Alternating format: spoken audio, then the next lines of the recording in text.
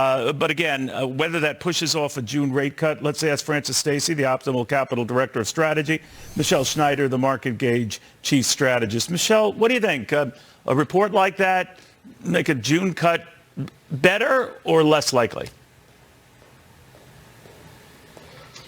Well, I think at this point it's still likely because there are other factors involved, like the fact that the debt is so high and the interest rate on the debt becomes extremely unmanageable at current rates. So there is talk that they may cut just on the basis of that.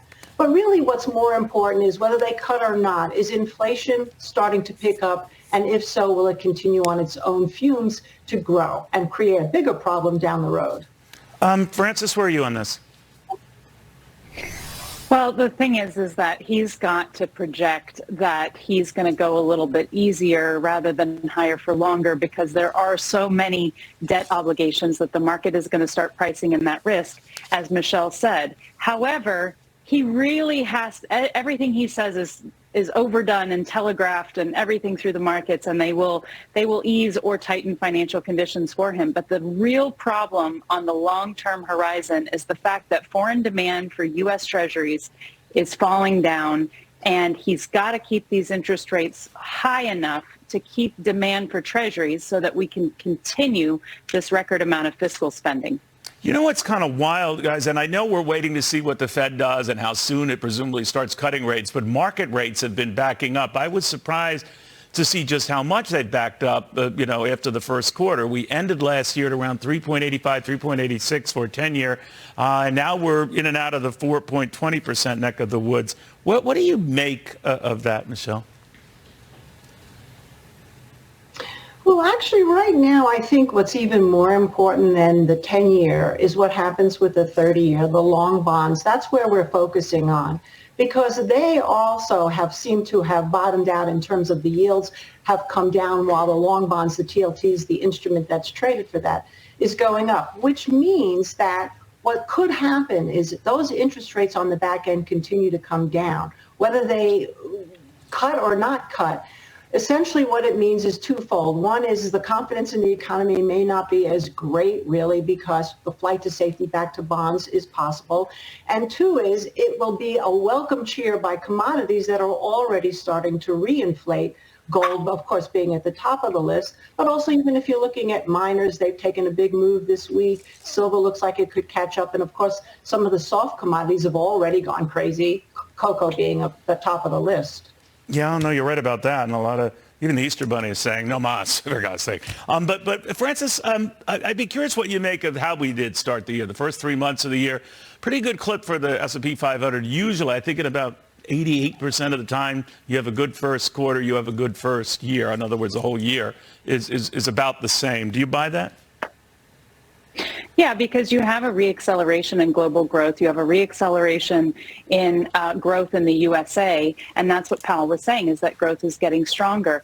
And so the markets are going to be substantiated by that. They're going to be substantiated by higher fiscal spending. They're going to be substantiated by sort of dovish-ish talk without Powell having people just go crazy on loosening financial conditions. And so I agree, unless there's something in the credit markets that's going to continue. But alongside of that, commodity prices will rise. There is a lagging effect where commodity prices get pushed into inflation. You know, gas, it's like 1 to 2 months, but food, it can be 4 to 8 months. Shelter, it's 18 months, which is a third of CPI. And so attendant to that, you will get a reacceleration in CPI, and we'll have to see what Powell makes of that, towards the back half of the year. Yeah, because it's the food area that's the most stubborn on that inflation front. Don't go anywhere, ladies, because I do want to get your take on the practical everyday stuff people buy and why that is such an adjutant for them, as well as what's been happening to the crypto. Back to Francis and Michelle on this. I don't know what this latest case is going to prove. We always have crooks out there and those who will try to run the systems to their advantage and screw people out of billions of dollars, as was the case here. So he's just the latest, Francis. I wonder if he'll be the last. He will certainly not be the last. And what you have is you have highly intelligent people that just don't understand how to apply that intelligence to legal means. And I've actually lectured for prisoners. I've actually tried to rehabilitate them to prevent future victims. And I can tell you the number one thing they tell me is, Francis, we don't know how to make money legally. All we know how to do is hustle. And the only way we can make money is by selling drugs. And so unless he spends his time educating himself about the economic machine and the financial things and the laws in finance, you know, it's just, he's going to try again, and he's going to try not to get caught. And, you know, whether or not he's contrite about any of this is going to have a big determining factor. And I understand and compassionate to autism and all of those things, but you just still can't rip people off. No, very well said. You know, Michelle, looking at the crypto industry, a lot of people were sort of pinning this development with him going to jail all this time to say, all right, the cleansing process is on. If you try to corner this market or do anything nefarious, you're done. Everyone can come out now. The coast is clear. The crypto environment is clear.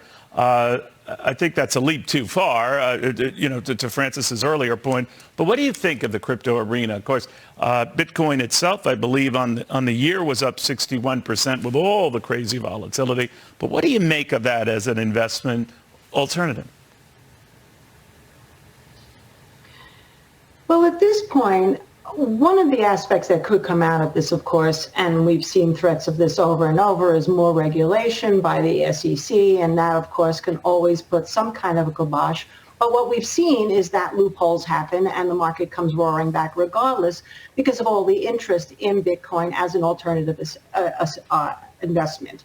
So right now, the fact that it's trading at 70,000 and the fact that there's still talk of an ETF coming up in Ethereum, eventually possibly in even Solana, tells me that right now the space is still solid and will continue to grow, let alone just the technology itself, blockchain. So we're very, very positive. Clearly, you have to trade it like any investment and have risk parameters. But overall, I think that looks like we could see maybe 100,000 before we see 50,000 again. Interesting. Final word, Michelle. Francis, thank you as well. Both of you have a wonderful and a safe weekend. In the meantime, we are showing you actively...